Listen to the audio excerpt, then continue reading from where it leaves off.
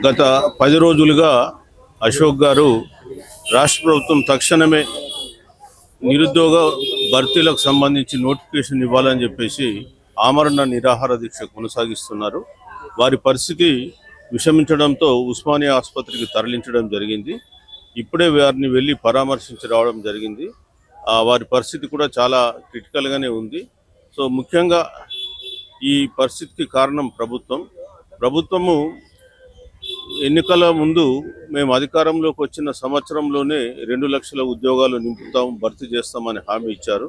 But పాత నోటిఫికేషన్లే వాళ్ళు కొన్ని ఫిలప్ చేసి ఇప్పటి వరకు కొత్తగా వాళ్ళు నోటిఫికేషన్స్ ఇచ్చిందేం లేదు, పెద్దగా నింపింది కూడా ఏం లేదు. మరి నోటిఫికేషన్ ఇవ్వాలని చెప్పేసి వారు నిరుద్యోగుల తరఫున పోరాటం చేస్తూ ఉన్నారు. సో మరి ప్రజలు కూడా ఈరోజు వారి ఆరోగ్యం పట్ల ఆందోళన చెందుతున్నారు. సో ప్రభుత్వం తక్షణం స్పందించి మరి నోటిఫికేషన్లు రిలీజ్ చేయాలని చెప్పి కోరుతున్నాం. అదేవిధంగా అశోక్ సార్ కూడా సరి అయినటువంటి చికిత్స అందించాలి. మరి వారికి ఏమన్నా జరిగితే మరి ప్రభుత్వమే దానికి బాధ్యత వహించాల్సి తెలియజేయడం జరుగుతూ ఉంది. అశోక్ ఇవాళ చేస్తున్నటువంటి ఈ దీక్ష నిరుద్యోగులు అందరి కొరకు వారు చేస్తూ ఉన్నారు. మరి నిరుద్యోగులు కూడా ఈ విషయాన్ని గుర్తుంచుకోవాలి, గమనించాలని చెప్తూ ఉన్నా. ఇంత చేస్తున్న రాష్ట్ర ప్రభుత్వం 10 రోజుల నుంచి కూడా ఒక్కటి కూడా స్పందించినటువంటిది లేదు. కేవలం ఒక ఎవరినన్నా దూతనన్నా పంపించి ప్రభుత్వం తరఫున మాట్లాడించి మీరు విరమింపజేసుకోండి, మేము త్వరలో నోటిఫికేషన్ ఇస్తామనేటువంటి విషయం కూడా వాళ్ళు చెప్పడం లేదు. మరి చూస్తూ ఉంటే ఏంటంటే ప్రజల ప్రాణాలు పోయినా పర్వాలేదు, మేము మాత్రం నిమ్మకు నీరెత్తినట్టు కూర్చుంటున్నాం అన్నట్టే వాళ్ళ వైఖరి కనిపిస్తుంది తప్ప ప్రజల సమస్యలు సాల్వ్ చేస్తామనేటువంటి పరిస్థితుల్లో కనిపించడం లేదు. అందుకే ఇవాళ ప్రజా సంఘాలన్నీ కూడా తీవ్రమైన ఆందోళనలో ఉన్నాయి. వారి ఆరోగ్యానికి ఏం జరిగినా కానీ ప్రభుత్వమే బాధ్యత వహించాలని చెప్పేసి మేము ఈ సందర్భంగా స్పష్టంగా తెలియజేస్తాం. సో మేము అడిగినాం, దీక్ష మీరు విరమించుకోండి, ఎందుకంటే మీ ప్రాణం మీదకి వస్తున్నటువంటి పరిస్థితుల్లో మీరు ఇంకా కంటిన్యూ చేయడం కరెక్ట్ కాదు అని చెప్పాము. సరే, దానిపైన ఆయన కొంత ఆలోచనలో పడ్డారు. బట్ వీ కాంట్ ఎష్యూర్ ఏం జరుగుతుందో, ఆయన ఒకవేళ నిర్ణయం తీసుకుంటాడా లేదనేది ఆయనకే వారిని వదిలేస్తాం తప్ప మనం బలవంతంగా వారిని విరమింపజేయలేము. చూద్దాం, 2-3 రోజులలో ఆయన నుంచి ఏమైనా స్పందన వస్తుందేమో. ఇక్కడ స్టూడెంట్స్ అందరూ పెద్ద ఎత్తున పోరాటం చేస్తా ఉన్నారు, ఉద్యోగాలు కావాలి అని చెప్పేసి. కానీ ఇక్కడ ప్రభుత్వాలు ఏం చెప్తున్నారంటే వీళ్ళందరూ ఇతర పార్టీలు రెచ్చగొడితే మాత్రం రెచ్చిపోతారు, నిజమైన నిరుద్యోగులందరూ చదువుకుంటున్నారు, వీళ్ళ రోడ్లపై ఎక్కే వాళ్ళందరూ పార్టీలు బలోపేతం చేస్తున్నారు, ఇటువంటి మాటలు మాట్లాడేది. ఇప్పుడు ప్రభుత్వాలకు చేయాలని చిత్తశుద్ధి ఉంటే ఆటోమేటిక్గా నోటిఫికేషన్ ఇస్తారు. ఆ పార్టీ వాడు రెచ్చగొడుతున్నాడు, ఈ పార్టీ వాళ్ళు రెచ్చగొడుతున్నారు అంటే అవన్నీ అసంబద్ధం. ఇక్కడ వాస్తవంగా మీరు ఏం హామీ ఇచ్చారు ఎన్నికల ముందు?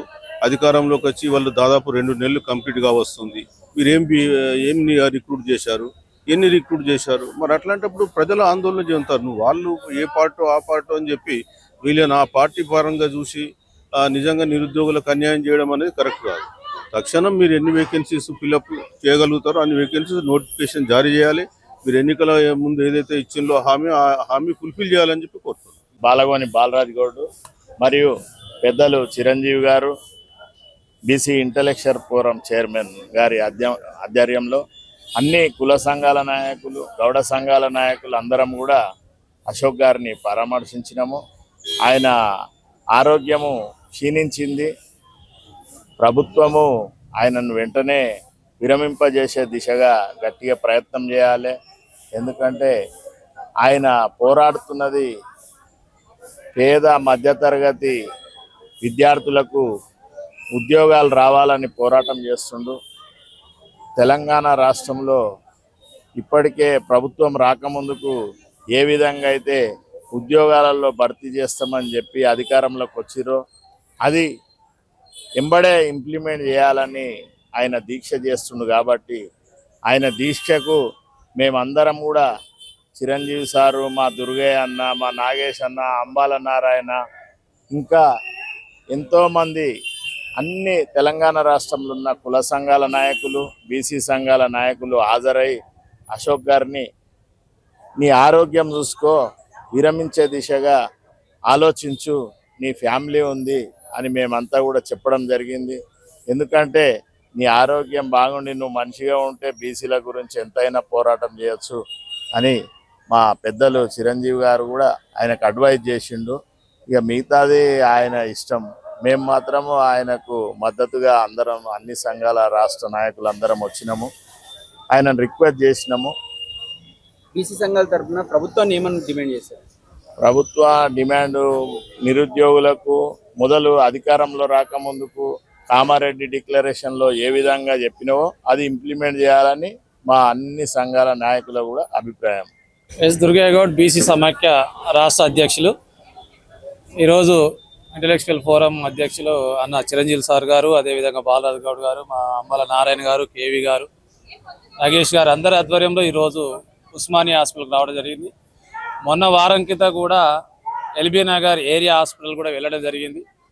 అశోక్ గారు ఈరోజు చేస్తున్నటువంటి ఉద్యమం ఏదైతే ఉందో ఆ ఉద్యమం తన పిల్లల కోసమో, తన వ్యక్తిగత జీవితం కోసమో, లేకపోతే ఎమ్మెల్యే పోస్ట్ ఇవ్వమనో, ఎంపీ ఇవ్వమని చెప్పేసో, మినిస్టర్ ఇవ్వమనో, లేకపోతే కాంట్రాక్టర్లు ఇవ్వమని చెప్పేసి పోరాటం చేయట్లేదు. ఈరోజు ఈ రాష్ట్రంలో ఉన్నటువంటి బడుగు బలహీన వర్గాలకు సంబంధించినటువంటి ఎంతోమంది విద్యార్థులు ఈరోజు అశోక్ నగర్ చౌరస్తా పోయినా కానీ, దిల్సుఖ్ నగర్ పోయినా కానీ వేలాది రూపాయల ఫీజులు వెచ్చించేసేసి అక్కడ యూనివర్సిటీలో శిక్షణ తీసుకొని ఈరోజు ఉద్యోగాలు ఎప్పుడు పడతాయని చెప్పి 1000 కళ్ళతోటి ఎదురు చూసుకుంటూ ఈరోజు తమ తల్లిదండ్రులు పైసా కూడబెట్టి తమ పిల్లల యొక్క భవిష్యత్తు కోసం కలలు కడుతున్నటువంటి ఆ తల్లిదండ్రుల యొక్క ఆ కళ్ళల్లో నిజం చూడాలనేటువంటి అశోక్ సార్ అనేటువంటి వాళ్ళు ఈరోజు ఆమరణ నిరాహార దీక్ష చేస్తూ ఉంటే ఈరోజు రాష్ట్ర ప్రభుత్వం రేవంత్ రెడ్డి గారు చాలా గొప్పగా చెప్తారండి. పోయి చాలా ఎక్కడెక్కడ జిల్లాల్లో పోయి చాలా గొప్ప చెప్తారు. గత ప్రభుత్వం కంటే మేము మెరుగైనటువంటి నిజంగా గత ప్రభుత్వం కంటే మెరుగైనటువంటి మీరు ఈ ఉద్యోగ అవకాశాలు ఇస్తే ఈరోజు అశోక్ లాంటి వాళ్ళు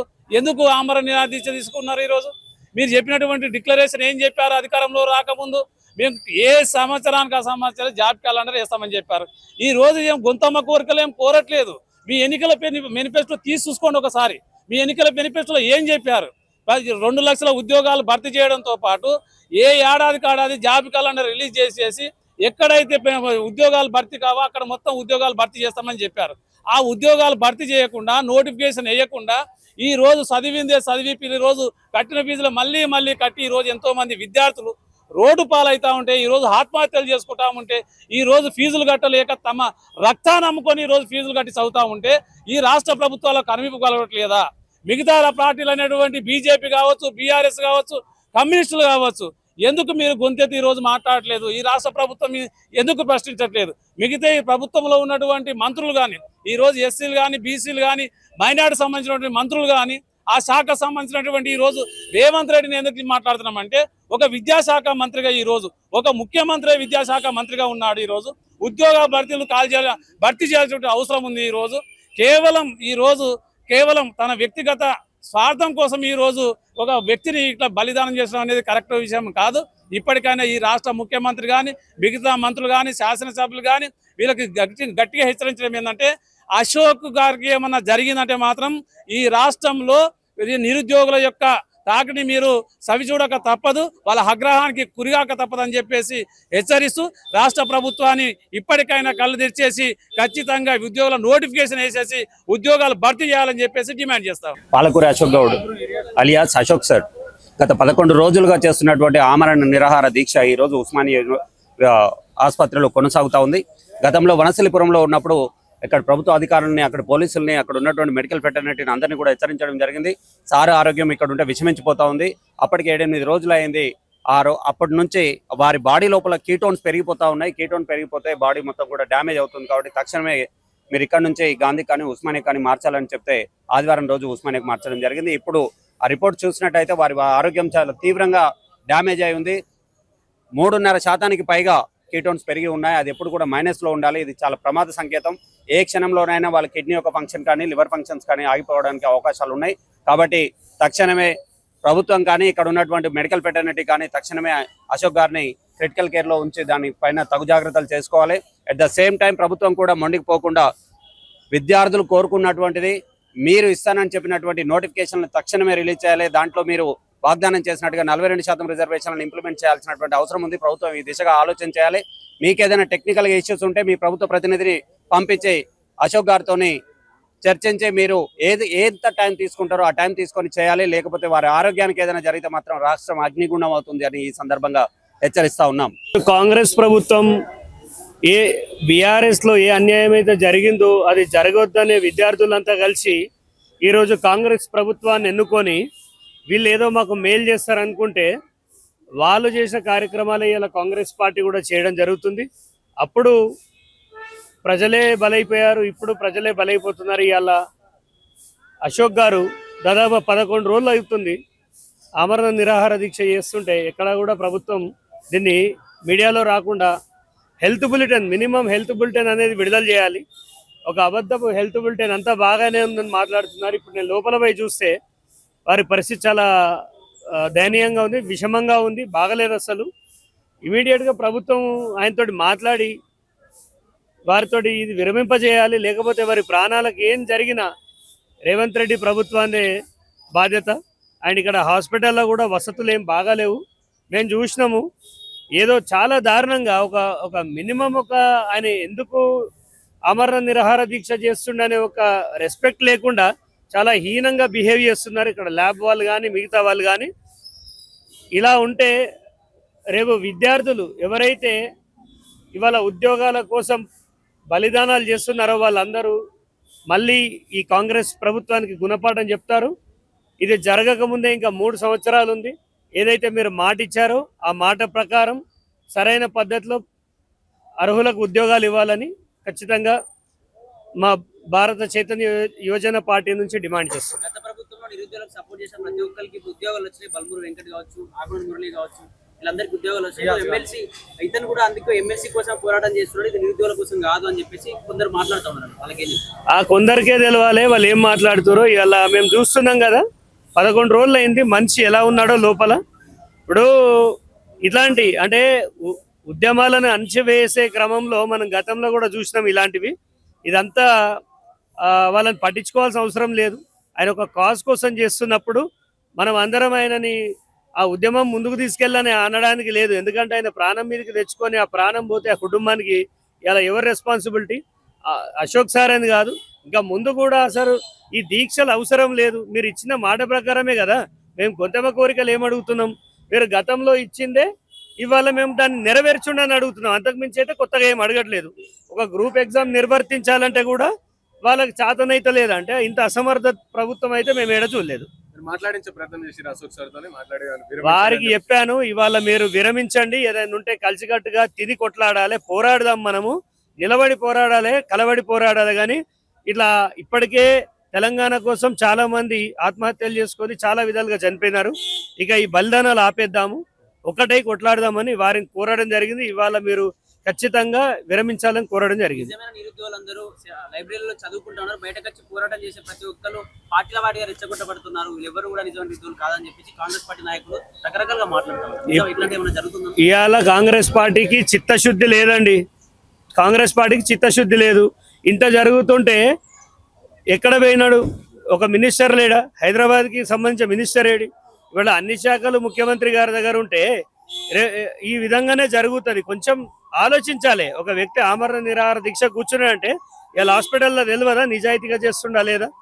ఇది కావాలంటే వ్యవస్థ మీదే కదా, వ్యవస్థ మీదే. కాబట్టి ఖచ్చితంగా కాంగ్రెస్ ప్రభుత్వం దీనిపైన మేల్కొని విద్యార్థుల సమస్యల్ని పరిష్కరించాలి. ఈరోజు అశోక్ సార్ దీక్షకు మద్దతుగా 11వ రోజు అశోక్ సార్ దీక్షకు మద్దతుగా రావడం జరిగింది. మేము నల్గొండ నుంచి విద్యార్థులం. అయితే సార్ దీక్ష సార్ని రిక్వెస్ట్ చేశాం, సార్ ప్రభుత్వం మొండిగా ఉంది, మీరు 11 రోజులైంది, కీటోన్ను మన కిడ్నీస్ మీద ఎఫెక్ట్ పడతాయి అని కూడా సార్కి రిక్వెస్ట్ చేయడం జరిగింది.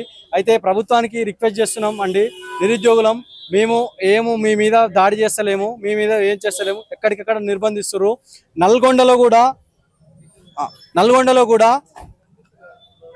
నల్గొండలో కూడా నిర్బంధించారు స్టూడెంట్స్ని, ర్యాలీ చేస్తారు. అన్ని జిల్లాల్లోకి వెళ్ళి సార్కి స్పందన ఉంది.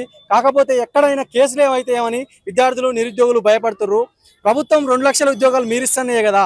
టీఆర్ఎస్ మీద ఎంత కసి ఉందంటే మాకు ఓడగొట్టాల కేసీఆర్ని దింపిందాక మేము నిద్రపోవద్దు అనుకున్నాం. ఇప్పుడు కేసీఆర్ని ఓడగొట్టింది అప్పుడేమో నిద్రపోలేదు, ఇప్పుడు అసలుకే నిద్ర ఉండట్లేదు. ఎందుకంటే ఇప్పుడు ప్రతి ఏ సమస్య మీద ఇవాళ గ్రూప్ 1 డివిజనల్ బెంచ్ మీద కూడా జడ్జిమెంట్ వచ్చింది. అది కోర్టులను మ్యానిపులేట్ చేస్తారో అర్థం కావట్లేదు. సింగిల్ బెడ్ ఖచ్చితంగా 222 పేజెస్లో G/O 29 విద్యార్థులకు మెయిన్స్ అన్యాయంగా దారుణంగా పెట్టారు. ఒకే ఉమెన్స్ కాలేజీలో 70 ర్యాంక్స్ ఎలా వస్తాయి? విద్యార్థులకు అన్యాయంగా జరిగిందని సింగిల్ బెంచ్ జడ్జిమెంట్ ఇస్తే మళ్ళా ఈ ప్రభుత్వం కుట్ర పన్ని మళ్ళీ డివిజనల్ బెంచ్కి పోయి తనకు అనుకూలంగా మార్చుకుంది. దీన్ని తీవ్రంగా ఖండిస్తున్నాం. ఇలానే చేస్తే ఖచ్చితంగా నేపాల్లో జరిగినట్టు చేయకపోతే మేము విద్యార్థులమే కాదు, తెలంగాణ తెచ్చింది విద్యార్థులు. ఇదే ఎల్బీ నగర్లో నల్లగొండ బిడ్డ అయిన శ్రీకాంతచారి కట్టిన బిడ్డ శ్రీకాంతచారి బిడ్డ సాక్షిగా చెప్తున్నా, శ్రీకాంతచారి పుట్టిన గడ్డ నుంచి వచ్చాము, నల్గొండ నుంచి. కాబట్టి మేము డిమాండ్ చేస్తున్నాం గవర్నమెంట్ డివిజనల్ బెంచ్ లేదు, గివిజనల్ బెంచ్ సింగిల్ బెంచ్ ద్వారా వచ్చిన జడ్జిమెంట్ చేసి గ్రూప్ 1లో ఫిలిమ్స్ G29 కూడా ముఖ్యంగా చాలా మంది నష్టపోయారు. రీఫిలిమ్స్ పెట్టాలి, లేకపోతే క్రాంతేన నేను నిరాహార దీక్షకు మేము కూడా కొనసాగిస్తాం. నల్గొండలో ఖచ్చితంగా కొనసాగిస్తాం. మా ఇంట్లో మమ్మల్ని కూడా నిర్బంధిస్తాం. మేము ఇళ్ళల్లో పోయి చెలకలనే కూర్చొని ఏమన్నా పోయి అడవులన్నా కూర్చొని చేస్తాం. కానీ మీరు మాత్రం ఇట్నే చేస్తే మాత్రం పెన్నులను వదిలి గన్నులు పట్టాల్సి వస్తుంది చెప్తున్నా. ఈ ప్రభుత్వానికి డిమాండ్ చేస్తున్నా, ఉద్యోగాలు వేయండి. 2 లక్షలన్న కాడ 2000 నువ్వు వాళ్ళదంటారు, ఒక 1000 లేకపోతే నా కాడ గీ ఉన్నాయి, ఒకడన్నా అప్పు తీసుకున్నాను అనుకో, 10,000 ఉన్నాయి, 10,000 నా దగ్గర అప్పు తీసుకున్నావు, నేను నెలకి ఇస్తాను, ఇవ్వలేదు అనుకో, ఒక 2 నెలలకు ఇస్తాను, 3 నెలలకు రిక్వెస్ట్ చేయాలి. నువ్వు రిక్వెస్ట్ చేయకుండా డిమాండ్ చేస్తూ ఇది ఎట్లా ఉందంటే నన్ను కోసుకున్న రూపాయి రాదన్నట్టు. నువ్వు 2 లక్షలన్న కాడ ఒక 10,000 వేయండి, ఒక 50,000 వేయండి, ప్రైవేట్ సెక్టర్లో రిజర్వేషన్ ఇవ్వండి, రాజీవ్ యువ వికాస్ అన్నారు. అట్లా చేస్తే మన తెలంగాణలో దేశంలోనే నెంబర్ 1 అవుతుంది. కాబట్టి అశోక్ సార్ని దీక్షని ప్రభుత్వం వెంబడే స్పందించాలి. ఎందుకంటే మేము ఇందిరా పార్క్ కాడ ధర్నాలు చేసినాం, అదైపోయింది, ర్యాలీలు చేసినాం, అదైపోయింది. ఇక ఆఖరిగా ఆమరణ నిరాదీక్ష, ఇక సచ్చిన సావురు అని అంటారు కానీ ఉద్యోగాలు ఇచ్చే పరిస్థితి లేదు. కాబట్టి పోలీసు మిత్రులకు కూడా విజ్ఞప్తి చేస్తున్నా, ఎక్కడికక్కడ నిర్బంధాలు అవసరం లేదు. ఎందుకంటే ఇదే వ్యవస్థ కొనసాగితే మాత్రం ఇది మళ్ళా చీకటి రాజ్యం లాగా ఉంటుంది. ఇందిరమ్మ రాజ్యం ఏమనుకుంటే మళ్ళీ ఎమర్జెన్సీ పరిపాలన వచ్చింది. మేమేమన్నా మాట్లాడితే ఎవడన్నా మాట్లాడితే ఇది వీడు బీఆర్ఎస్ వాడు, వీడు బీజేపీ వాడు, వీడు బీసీవై వాడు, బీసీ ఇంటెలెక్చువల్ అది ఇది అని అంటారు. కాబట్టి మేము విద్యార్థులం, నిరుద్యోగులం. మరి అయ్యాల మీకు గుర్తుకు రాలేదా? మేము కాంగ్రెస్ పార్టీకి టీఆర్ఎస్ ఓడగొట్టి కాంగ్రెస్ అధికారంలో బస్ యాత్ర చేసినప్పుడు విద్యార్థులు, అదే మా ఇందిరా కానీ మా జనార్దన్ కానీ మేమంతా అప్పుడు బస్ యాత్ర చేసినప్పుడు, కానీ వాళ్ళు బస్ యాత్ర చేసినప్పుడు, మా నిరుద్యోగులు బస్ యాత్ర చేసినప్పుడు మా ఇందిరా నాయక్ కానీ వీళ్ళంతా గుర్తుకు రాలేదా? మేము నిరుద్యోగులమని. అదే మేము కొంతమంది బయటికి రాకుండా కూడా రహస్యంగా ఐకేపీలలో మేము ఒడ్లెండ పోసుకుంటే రైతు పిల్లలుగా ఎక్కడైనా అక్కడ చర్చలు పెట్టాం. ఎక్కడికంటే అక్కడక్కడ కాంగ్రెస్ వస్తే 2 లక్షల ఉద్యోగాలు వస్తాయి, రైతులకు రుణమాఫీ అవుతుంది, ఇండ్లు వస్తాయి, అందరికీ న్యాయం జరుగుతుందని మేము చేస్తే ఇదేందండి చెప్పేది ఒకటి. ఎక్కినాక ఓడడం వల్ల నీకు రావు ఎలక్షన్స్, రేపు స్థానిక సంస్థల ఎలక్షన్ రావా? ఇప్పటితోనే చివరి అయిపోయిందా మీ కాంగ్రెస్ పార్టీకి? ఇక్కడితోనే పూర్తి అయిపోయిందా? కాబట్టి మీడియా మిత్రులకు కూడా విజ్ఞప్తి చేస్తున్నా, యూట్యూబ్ ఛానల్కు ఈ సందర్భంగా ధన్యవాదాలు చేస్తున్నా. మొదటి నుంచి మా వాయిస్కు థ్యాంక్స్. మా వాయిస్ని ప్రజల్లోకి తీసుకెళ్తున్నందుకు మీకు ప్రత్యేకంగా పాదాభివందనాలు చెప్తున్నా. ఎందుకంటే ఇందిరా పార్క్ ధర్నప్పుడు కూడా ఎక్కడికైనా ఏడికి వచ్చినా మీ యూట్యూబ్ ఛానల్లో మా వాయిస్ ఇస్తారు. కాబట్టి ప్రజలకు కొంత వెళ్తుంది. ఇక లేకపోతే మాకు ఇక ఆత్మహత్య శరణ్యం. ఇక మేము ఏం చేసుకో, నువ్వు G29 చేస్తేవి, అట్టనాశనం చేస్తేవి. 2 సార్లు రాసి మా ప్రమేయం లేకుండా కోర్టు ఏమైనా 503 పోస్టులకి రీఎగ్జామ్ పెట్టమన్నది. కానీ నువ్వు రీనోటిఫికేషన్ ఎవరు ఏమన్నాడు? 60 పోస్టులు పెంచి నువ్వు 600 పోస్టులని బేరం పెట్టిరు. కాబట్టి గ్రూప్ 1 క్రీమ్ పోస్టులను కేవలం అగ్రకులాలకే ఇచ్చారు. కాబట్టి దీన్ని తీవ్రంగా ఖండిస్తున్నాం. ఇక్కడే కాకపోతే సుప్రీంకోర్టుకు మా దగ్గర ఏమున్నాయండి? ఒంటి మీద ఇంటిగా కిరాయిలు కూడా లేకుండా మా ఫ్రెండ్స్ని అడుకొని వచ్చినాం. ఒంటి మీద ఇంకేముంది? ఆత్మహత్యల శరణ్యం తప్పితే ఈ ప్రభుత్వం లేకపోతే, మాకు ఉద్యోగాలు లేకపోతే పెన్నులను వదిలి గన్ను పట్టాల్సి వస్తుందని ఈ సందర్భంగా డిమాండ్ చేస్తున్నా. మాకు ఉద్యోగాలు వేస్తే మేము సరిపోతుంది. మేము ఒదికంగా మొత్తుకుంటే ఒక వ్యక్తి 11 రోజులుగా ఆమరణ నిరాదీక్ష, ఒక బీసీ బిడ్డనే కదా, మీరు ఉద్యోగాలు లేకపోవడం, పట్టించుకోకపోవడం. కాబట్టి ఈ ఉస్మానియా హాస్పిటల్ సాక్షిగానే చెప్తున్నా, ఒకవేళ అశోక్ సార్కి ఏమన్నా అయితే మాత్రం నేపాల్కు మించిన రెవల్యూషన్ ఖచ్చితంగా వస్తుంది. మీరు అనుకుంటున్నారేమో కానీ ఇజ్రాయిల్ అట్లా జరిగినా చూసినాం. అంతకంటే ఎక్కువ మానవ బాంబులు అవుతాం. మీ ఇష్టంగా మీరు తట్టుకోవడం కూడా మీ పోలీస్ ఫోర్స్ పనికి రాదు. ఇక ఈ సందర్భంగా కూడా చెప్తున్నా, ఇస్తాననుడేంది ఉద్యోగాలు, ఇంకా ఎప్పుడు ఇస్తారయ్యా ఉద్యోగాలు? మే జూను పోయింది, సమ్మర్ అంతా పోయింది, ఇక దసరా వచ్చింది, ఇంకా ఎప్పుడు ఇస్తారయ్యా ఉద్యోగాలు? నేనెవరిని? ఒక విద్యార్థి నేనే రాశాను. నేనెవరిని? ఇంకెవరిని? నేను నిరుద్యోగిని. నేనెవరిని? ఇంకెవరిని? నిరుద్యోగిని. పూటకు లేని వేటకాన్ని, పుస్తకాలతో కుస్తీ పట్టే విద్యార్థిని, పుస్తకాలతో నిరంతరం అభ్యాసం చేసే వ్యక్తిని. ఇంకెవరిని? నిరుద్యోగిని. మేమెవరం నిరుద్యోగులం. మాకు ఆకలి కేకలు, అన్నార్తులు, ఉద్యమాలు కొత్త కాదు. ఉద్యమాల ఉగ్గుతోనే పుట్టాము. ఈ నేల గోరెంటెంకన్నని పుట్టిన గడ్డ. గద్దరు, ఏపూరు సోమన్న, ఎంతో మంది విప్లకారు, బెల్లి లలితక్క, ఎంతో మంది విప్లకారులు పుట్టిన గడ్డ. ఈ గడ్డకు మళ్ళొక్కొక్క గద్దరై మొలుస్తారు. మీ ఇష్టం డిమాండ్ చేస్తూ, మాకు ఉద్యమాలు కొత్త కాదు. ఆకలితోటైనా ఉంటాం కానీ ఆత్మగౌరవాన్ని తెలంగాణ తెచ్చిందే విద్యార్థులు. కాబట్టి ఖచ్చితంగా నోటిఫికేషన్ చేస్తే చదువుకుంటాం.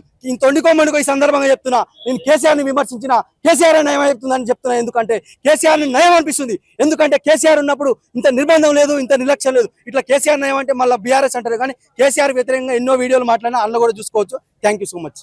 ఈరోజు తెలంగాణ ప్రత్యేక రాష్ట్రం సాధించుకున్నందుకు 1200 మంది విద్యార్థులు అమరులయ్యారు. తెలంగాణ వచ్చిన తర్వాత విద్యార్థులు అమరులయ్యారు. తెలంగాణలో మేము తీసుకొచ్చిన పార్టీని మా విద్యార్థులు అందరూ కలిసి బీఆర్ఎస్ తీసుకొచ్చినాం. మమ్మల్ని నష్టం జరిగితే కూడా బీఆర్ఎస్ దించినాం, కాంగ్రెస్ ని ఎక్కించినాం.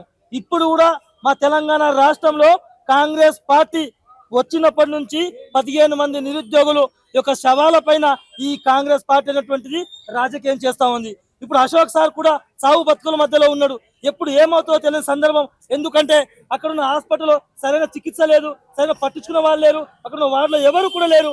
కాబట్టి తెలంగాణ రాష్ట్రం ప్రజలారా, ఈ ఉద్యమం అనేటువంటిది ఆగది.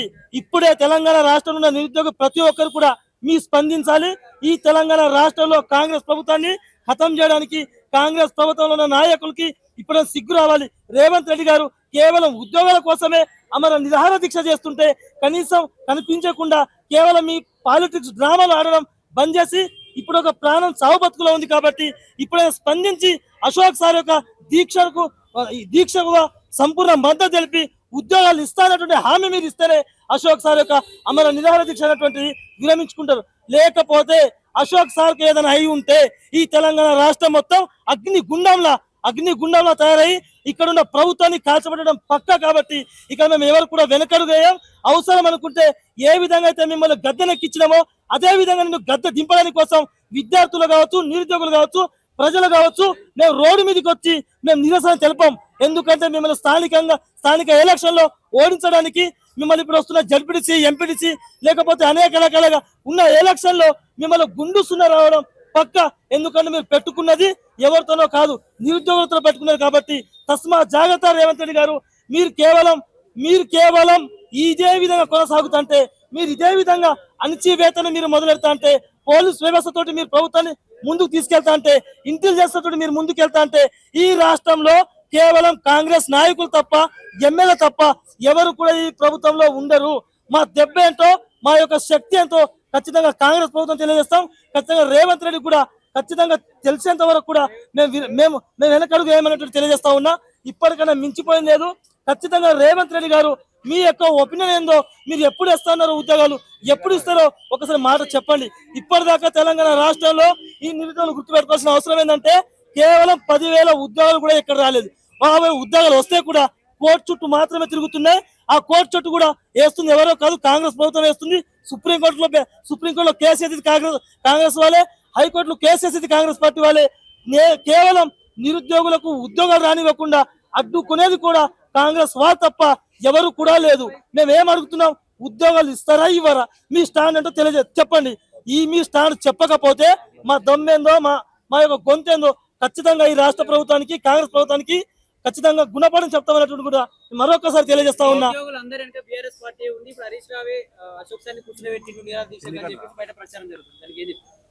ఇవాళ తెలంగాణ రాష్ట్రంలో మేము చదువుకున్న వాళ్ళు ఎవరు పిచ్చోళ్ళ కాదు. మా కాంగ్రెస్ మాకు కేటీఆర్ చెప్తానో లేకపోతే హరీష్ రావు చెప్తానో కేసీఆర్ చెప్తానో వచ్చి బయటకు వచ్చి అమర నిరాహార దీక్ష చేసినంత మాకంత తెలివి లేదని మీరు అనుకోకండి. కేవలం మేము హరీష్ రావు చెప్పినా, కేటీఆర్ చెప్పినా ఇది మా ఆత్మగౌరవం. మా ఉద్యోగాల కోసం మేము కొట్లాడుతున్నాం. ఇవాళ కేవలం నిరుద్యోగుల కోసమే, ఉద్యోగాల కోసమే ఇప్పుడు సాగు బతుకులున్న అశోక్ సార్ కావచ్చు అమర నిరాహార దీక్ష కూర్చున్నాడు. దీనికి కారణం ఎవరు? కేటీఆర్, కాంగ్రెస్ ప్రభుత్వం కదా. ఇప్పుడు కేటీఆర్ అధికారం లేడు కదా. అంటే కేవలం రేవంత్ రెడ్డి మాత్రం అధికారులు ఉన్నాడు. ఎందుకంటే మీరు ఉద్యోగాలు ఇస్తే ఇక్కడ ఎవరు కూడా అమర నిరాహార దీక్ష కూర్చోరు, ఎవరు పని వాళ్ళు చేసుకుంటారు. ఇక్కడ విద్యార్థులు నల్గొండ నుంచి కావచ్చు, మహబూబ్ నగర్ నుంచి కావచ్చు, నల్గొండ నుంచి కావచ్చు, కరీంనగర్ నుంచి కావచ్చు, ఎవరు రావాల్సిన సందర్భం లేదు. మీరు ఉద్యోగాలు ఇస్తే వాళ్ళ జిల్లాలో వాళ్ళే సెంట్రల్ లైబ్రరీలో చదువుకుంటూ ఉంటారు. కేవలం ఎవరి మాటలు కూడా నమ్మాల్సిన అవసరం లేదు. మేము ఎవరి ట్రాప్ లో కూడా పడం. కేవలం మేము నిరుద్యోగుల తరపు నుంచే కొట్లాడతాం. అనేక రకాల సమస్యలు ఉన్నాయి. మా సమస్యలు నెరవేరకపోతే ఖచ్చితంగా రేవంత్ రెడ్డి యొక్క ప్రభుత్వాన్ని కూలదోవడం పక్కా అనేటువంటి తెలియజేస్తా ఉన్నాం.